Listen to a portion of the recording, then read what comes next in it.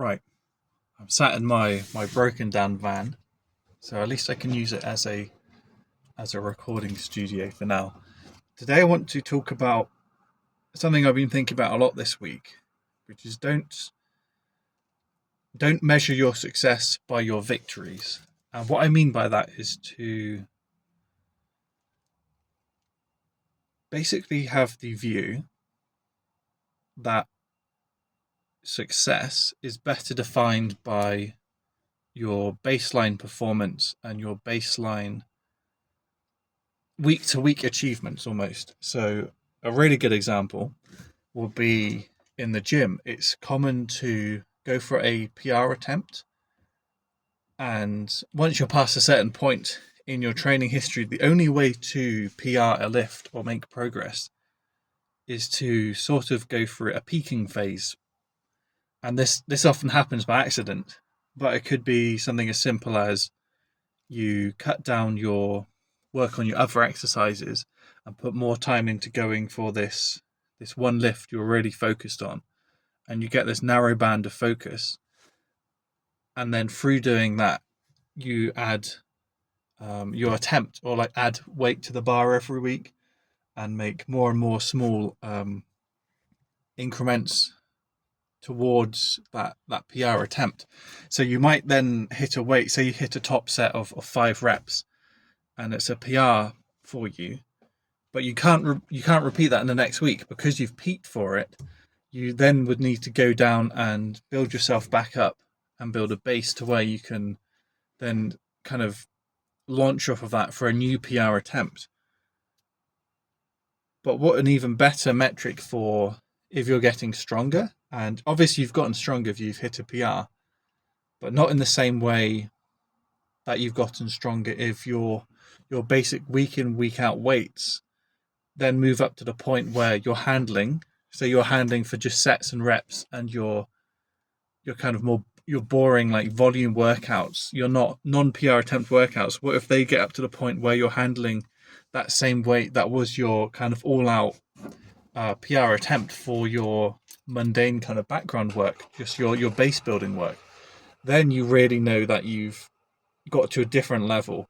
You haven't just pushed yourself and focused to, not artificially, but in a kind of short, unsustainable almost time frame, to kind of leap for a goal. And that high watermark is where you kind of stop. You've built yourself up so that your kind of baseline is above the old high watermark that you set for yourself. Another really good example, one I'm in right now, is with my business. So I had a really good first 6 months of business, and now my van's broken down, and I've got to look at kind of my baseline. Luckily, say the peak for me would have been this summer. I would have been doing some big jobs, some one-off jobs, going around in my van, getting them done efficiently and quickly, being able to do multiple big jobs in one day. So I would have my my earnings would have peaked, and I would have hit that could have been like a victory, a kind of personal best for me. Now, fortunately, I've built up enough of a customer base to where even without my van operating from a car, my kind of day to day is enough to keep things ticking over and stop my business from going under, basically, and to justify and allow me to get myself a new van and to get back out there. So again, you can see how my success isn't defined necessarily by the victory or the high point, which isn't necessarily sustainable, but it's been defined by the day to day operations growing to a point to where they're as good as my old kind of victories, the high points that I would celebrate, now have become day to day for me. It's the same as when people say don't you'll hear oftentimes the phrase kind of your best days will become your worst days, so that if you're performing at your best 6 months from now, that peak performance will be like a low or a worse day for you, and that's a really good way to measure progress in something. Again, with dating too. This year, I've just been dicking around on the apps. There hasn't been a concerted effort really. It's still probably it's a lot more effort than the average person puts in, but for me, it's not very much. And yeah, I've had really good success, and it's been easy, and that's because my baseline of knowing what to do and what I want has got to the point where, yeah, just a normal week for me now will look like a few years ago would have been a life changing amount of success. So again, my kind of baseline performance almost, or my baseline output of what's happening has grown to the point to where it's the same as, yeah, what my best week would have been. A week that would have made me been kind of, yeah, just running around like giddy with excitement and thinking, wow, things are so abundant and incredible. Now it's almost taken for granted now. It's the point where I'm kind of like, yeah, that's pretty normal. That's cool. I'm grateful, but at the same time, it's not a huge deal. And I think that's the other thing. You start to realize in the long run that these things they're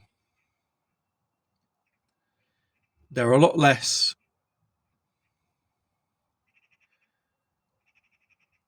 They're worth celebrating, but these huge kind of one-off victories or high points or whatever you want to call them are just that. They're a high point and they're really cool and it's really fun. But what matters more is the day to day operations and if you're enjoying the actual journey and the effort you're putting in rather than getting these results. Back to the gym, you're not going to become a person who can hit multiple PRs and keep improving year after year if you don't become the kind of person and get the physiology of a person or an athlete who can achieve that. And that's really more important than the actual benchmark itself. To have raised your capacity, your day-to-day capacity and ability to the point where these old milestones are just, they're just part of the ups and downs because you'll have the downs too. So you'll have days like, or weeks like for me, where my van's completely broken, and I'm looking at getting the whole engine replaced, which will cost more than a new van, pretty much. That's just going to be that there'll be people who that's just a thing that happens, and it's annoying, but there's people way richer than me who have lost way more money than I've ever even dreamed of making. So again, their highs and lows are so much bigger, and their baseline operating level is so much higher that things like this won't really matter, if that makes sense. So again, you can use this to think more long term. With the gym, I'm not rushing to hit a nice PR to put on Instagram. I'm taking the time to slowly build up to the level. But old weights that would have been a huge deal and a PR for me and something impressive are just part of my like bodybuilding work.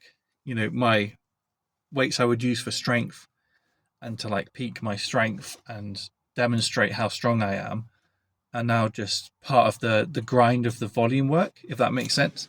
And I can grow this business to the point where buying this, the money I've lost from this van will have been recouped in a month of work, for instance, or 2 months it would easily cover it. It's that kind of mindset. So with the gym, with the business, I'm not really aiming for kind of social media friendly. Look at this big leap I've taken. Look at this giant